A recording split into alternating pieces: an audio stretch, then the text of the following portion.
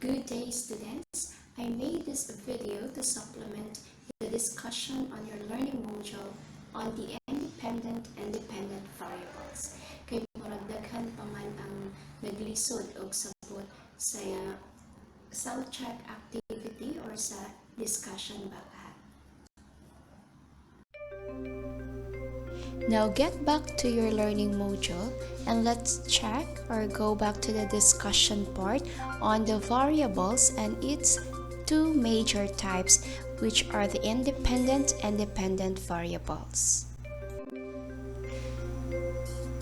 Now, what is a variable? So as we have learned in your previous modules, variables are your essential part of a quantitative research.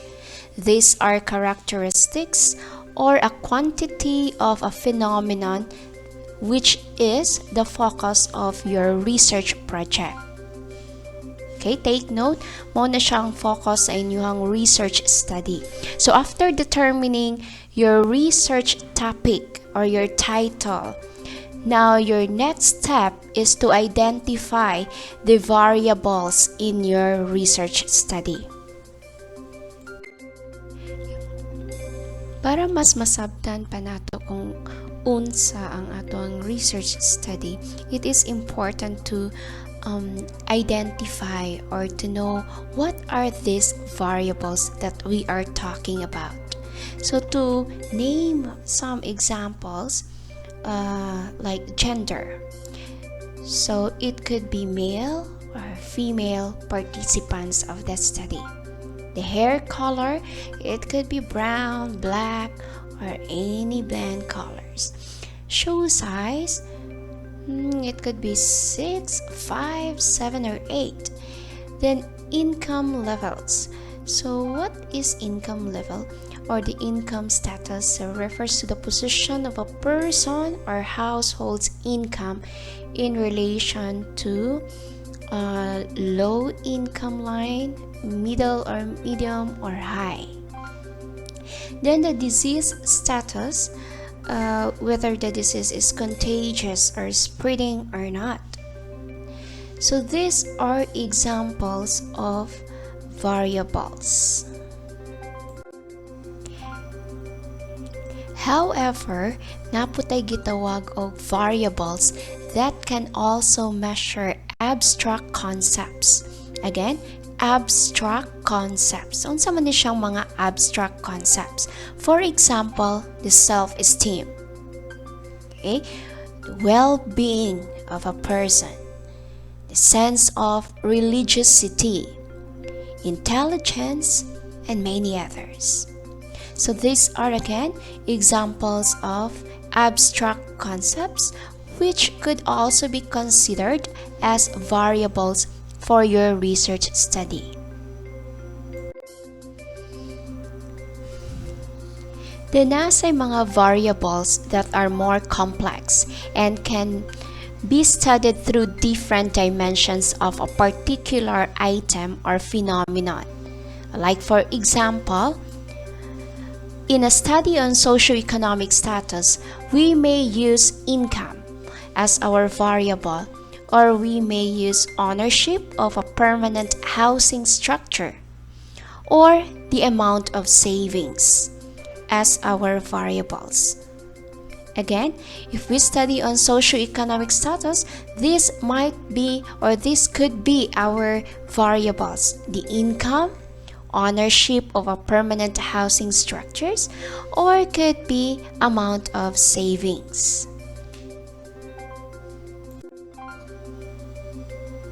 Another example is a study on academic achievement, for example of grade 12 students. So here, pwede na to gamiton as variable ang annual exam grade as denoting to academic achievement. Or pwede sad ang average test grade, the average of all exams, tests conducted during the semester or the school year. Or literacy level to denote academic achievement. Thus, different researchers studying the same topic may choose different variables, so depending on the focus of their research. different researchers may also use different ways of measuring the same concept. Why do we need to study, or why do we need to include all these makalibog na mga variables in our study? Again, these variables plays an important role in your research study. These variables will give direction kung asa padulong o asa padulngan ang imong study. The main reason, or the reasons why do we have to include these variables, because first, this provide focus on your study.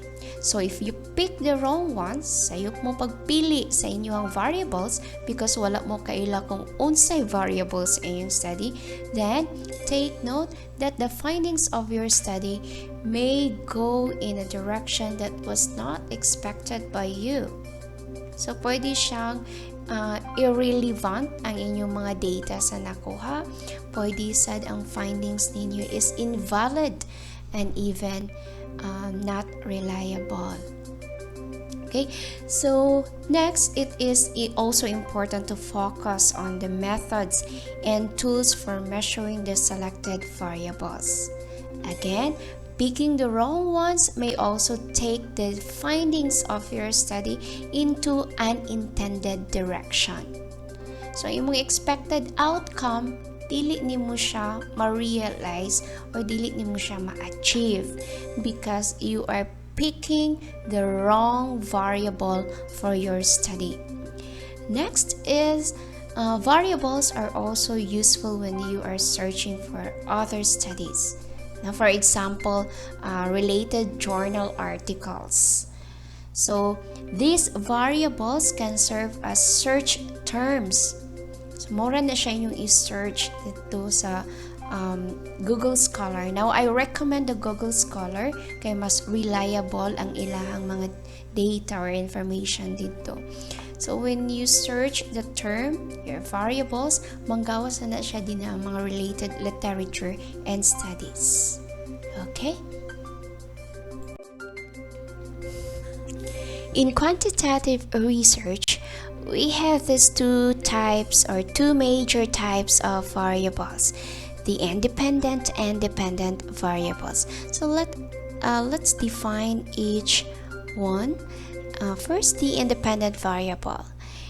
This is the one responsible for the conditions that act on something else to bring about changes.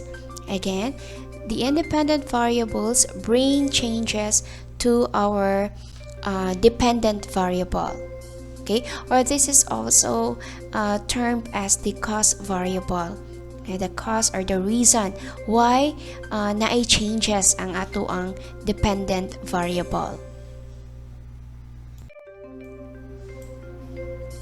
Okay, take this example from your self-check exercise. This is actually the number 1. Now, the effects of types of audiovisual materials to the problem-solving skills in mathematics. So in this example, what is the independent variable? So it is the types of audiovisual materials. Nga naman, because mauni siya ang maghatag or mag-create og changes sa atong dependent variable, which is the problem-solving skills in math or mathematics. No? So kung nindot ang atong audiovisual materials, it is performing or working well, then most probably mo improve ang atong problem-solving skills. On the other hand, if we have kanang bati or not working well na mga audiovisual materials, so maapektuhan ang atoang skills in problem solving. Right? Now, this number 2, you are doing chores to earn your allowance. For each chore you do, you earn $3.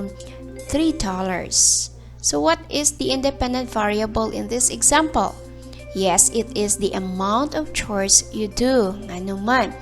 This will affect the dependent variable, which is our income or the earning. No? You will not gain you will not earn $3 if you are not doing your chores well. If you perform less. Okay? So maapektuhan ang imuhang income, which is the dependent variable. Alright? Then, unsa man pud niya itong gitawag na dependent variable. So, this is the result or the effect of the changes brought about by another variable. Mao to siya ang independent variable. Again, mao ni siya ang result or effect na gidala or gi-create ni independent variable. This is also termed as the outcome variable. Let us look at our earlier example, the effects of types of audiovisual materials to the problem-solving skills in mathematics. So in this example, what is the dependent variable? Yes, the problem-solving skills in mathematics. Nganong kana man ang ato ang dependent variable? Okay, balik ta sa atong independent, ang nakakause sa change ani niya is the types of audiovisual materials. So, depende siya kung unsa ang gi-present na audiovisual materials, mao po ni siya ang ma-outcome. Mao ni mahitabo sa ilahang as a student na problem-solving skills. Ma-improve ba or mo-low down pag yun? Pero kung nindot siya ang audiovisual materials, then it will aid or help the teaching learning process. So, mas makasabot ang mga estudyante, then mo improve ang ilahang problem solving skills. But if it's kanang not working well, but dili masabot ang audiovisual materials, then dili sad makasabot ang mga students. How could they solve the problem? So mulo or dili mo improve ang ilahang problem solving skills. So nakadepende ang ato ang dependent sa independent variable. Now the second example is you are doing chores to earn your allowance. For each chore you do, you earn $3. So asa man ani ang dependent variable? It's the amount of money you earned or ang income. So, nakadepende ang imuhang ma-earn or the amount of money you earn or the income sa the way you work, pila ka chores imong mahuman. If you are performing well, then you will get the $3. If not, then you will get nothing or lesser than $3. Okay? Okay, that's it. So I hope na mas nasabtan na karon ang discussion on independent and dependent variables. Pero para mas masabtan pa yun, please watch this video which are already uploaded in our FB page, the Practical Research 2, and also in my YouTube channel. Now, i-watch lang siya. And then, I have provided there na mga examples on independent and dependent variables. But if you have more questions or clarification, please message me directly. Okay? Thank you. Hello students, this is Teacher Angela on the continuation of our journey with variables. Last session we talked on the types of variables, numeric and categorical, and today will be a continuation on its other type, the experimental variables.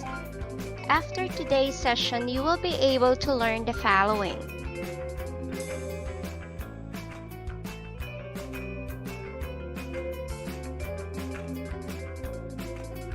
To learn more about dependent and independent variables, let's take this example. Let's find out if the amount of sunlight affects the speed of succulent growth. And later, we're going to identify the independent, dependent, and constant variables. So from the example, let's list some things that can affect the growth of the succulent. The type of soil, amount of water, size of pot, which are constant here. The amount of sunlight is the independent variable. Going back to the statement, does the amount of sunlight affect the speed of succulent growth? The growth of the succulent depends on the amount of sunlight, which is our independent variable. Thus, the speed of succulent growth is our dependent variable. Independent variable is a type of experimental variables that are usually manipulated in an experiment. Thus, it is also called manipulated, explanatory, or cost variable.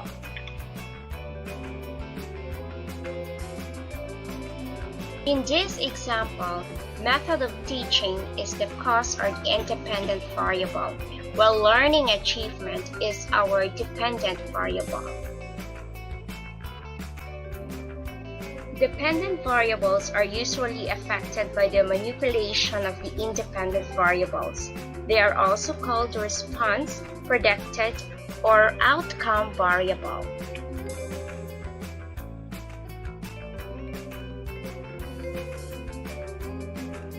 In this example, use of gardening tools, types of fertilizer are our independent variables, while the amount of harvest is our outcome or dependent variable. I hope to hear you soon. For now, please do this test.